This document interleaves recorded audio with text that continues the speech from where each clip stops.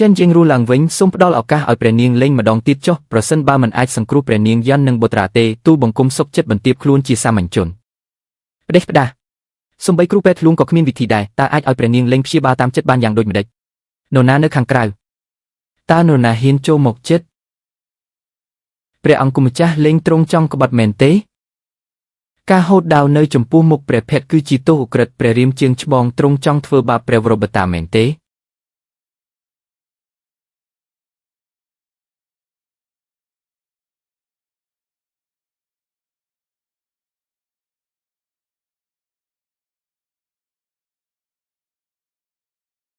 ក្រាបទូលព្រះករុណាព្រះនាងយ៉ាន់ភ្ញាក់ហើយ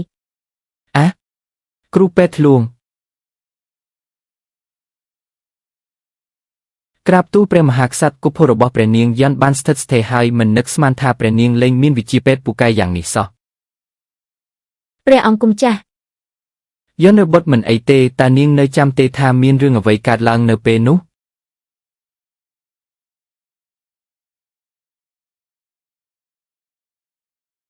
ខ្ញុំចាំថាពេលនោះគឺព្រះនាងលេងនៅក្បែរខ្ញុំដោយសារតែព្រះនាងបញ្ជាក់ផ្ទាល់មហាលឹកមិនបានកុហកទេគឺព្រះនាងលេងពិតជាអ្នករុញព្រះនាងពិតមែនព្រះនាងលេងតើនាងមានអ្វីត្រូវនិយាយទៀតទេតើនេះជាអ្វី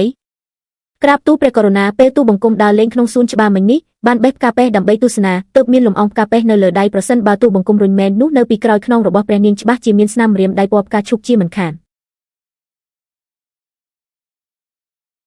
ក្រាបទូលព្រះមហាក្សត្រលើខ្លួនព្រះនាងយ៉ាន់គ្មានស្នាមលំអងផ្កាឡើយ